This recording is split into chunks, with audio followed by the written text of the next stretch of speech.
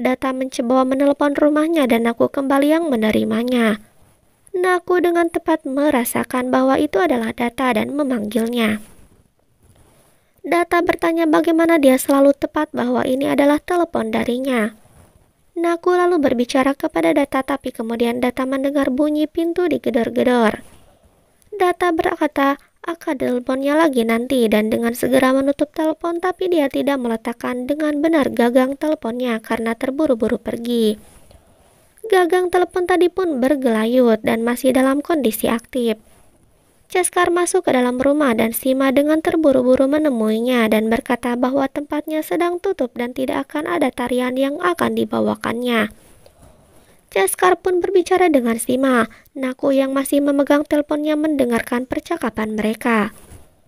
Ceskar melihat gagang telepon tersebut dan menutupnya. Ceskar lalu berbicara dengan Sima mengenai pembicaraannya dengan pendeta dan bertanya kepada Sima apakah dia akan mengkhianatinya karena sudah menemukan orang lain. Ceskar kemudian menodongkan senjata kepada dagu Sima. Sima mendongakkan kepalanya dan melihat Data bergelantungan pada kipas yang akan di langit-langit.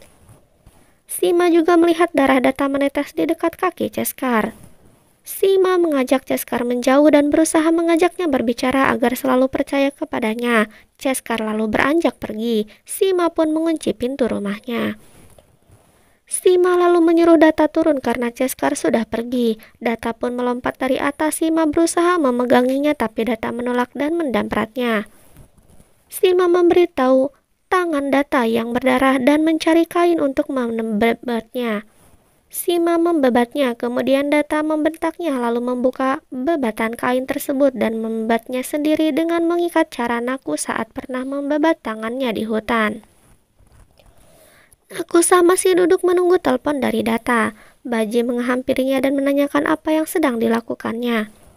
Nakusa berpikir untuk memberitahu Baji atau tidak, lalu Nakusa memutuskan memberitahu Baji bahwa Data menelponnya. Baji pun menjadi terkejut dan tersenyum bahagia. Nakusa lalu bercerita kepada Baji dan berkata bahwa mereka harus segera menemukan Data. Sima masuk ke kamarnya dengan sedih sambil mengingat sikap Data kepadanya. Sang paman menemuinya dan Sima berbicara dengannya. Mereka lalu ke kamar Data dan tidak melihat Data di sana. Kala tengah gelisah dan berjalan mondar-mandir, Sudarsan menemuinya dan berbicara dengannya agar memberitahu semua orang bahwa dirinya lah yang akan menggantikan tempat Data. Kala berjalan menuju lorong ke kamarnya tapi dia kemudian mendengar langkah kaki. Kala membalikan badan dan tidak melihat siapapun. Kala kembali berjalan menuju kamar dan suara langkah tersebut kembali terdengar. Kala kembali membalikan badan dan melihat bayangan seseorang. Kala pun bertanya dan mengira dia adalah Sudarsan. Bayangan itu bersuara dan mendekat ke arah Kala lalu menodongkan senjatanya. Kala pun berlari menuju ruang tamu sambil berteriak. Semua anggota keluarga berkumpul dan Sahi bertanya apa yang terjadi. Kala beralasan bahwa rumah terlihat gelap dan membuatnya ketakutan lalu semua orang kembali ke kamar masing-masing. Sima dan pamannya bergerak mencari Data. Sang paman lalu melihat Data dan memberitahu Sima. Sima menghampiri Data dan bertanya kemana dia pergi. Data menjawab bahwa dirinya tengah mencari udara segar. Sima mengatakan agar dia tidak keluar sendiri karena Ceskar sedang mencarinya dan Data meneriakinya agar jangan menyebutkan nama Ceskar lagi. Kemudian Data beranjak duduk di ruang tamu. Sima berbicara dengan pamannya untuk mencari rumah baru bagi mereka.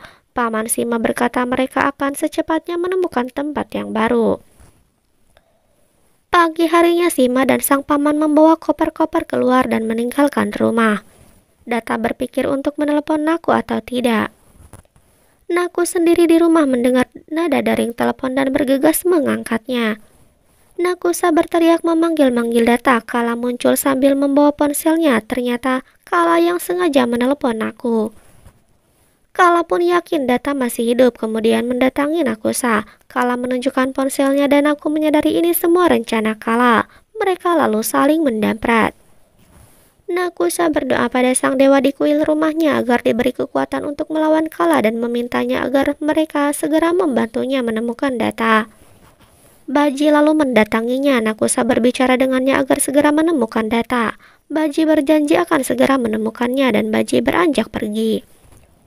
Baji dalam perjalanan mencari data, sementara Sudarsan dan anak buahnya juga tengah mencari-cari data dengan menggeledah truk dan kendaraan lain. Kala menunggu dengan cemas di rumah. Baji masuk ke pub dan bertanya pada seorang penari sambil menunjukkan foto data. Sepertinya penari tersebut memberikan alamat rumah nama Canda. Sudarsan menelpon Kala dan berbicara dengan Kala. Data pun tidak menemukannya. Kala pun melempar ponselnya. Nakus sendiri menerima telepon dari Baji yang membawa berita gembira tentang kediaman data di seri Ramnagar, tapi Baji mengatakan kalau rumah yang dituju sudah ditutup. Dan orang-orang di sekitar tidak tahu kemana mereka pergi membawa mana, tapi Baji berjanji tidak akan kembali tanpa data. Nakusa kemudian berpikir bahwa jika data sudah berpindah tempat, maka itu berarti musuh data sudah mengetahui alamat yang lama. Dan bisa jadi mereka akan mengikuti Baji saat mencari data. Naku pun meminta Baji pulang ke rumah.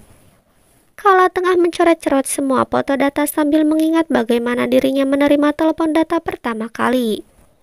Kala meminum minumannya dan mencoret-coret cerminnya sambil memaki data dan berkata akan menyerangnya saat dia pulang nanti. Dia lalu melihat bayangan data di cermin tersebut. Kala membalikkan badan dan tidak melihat siapapun. Kala pun meneriakinya lalu mengambil pisau dan berlari mencarinya hingga ke ruang tamu yang gelap.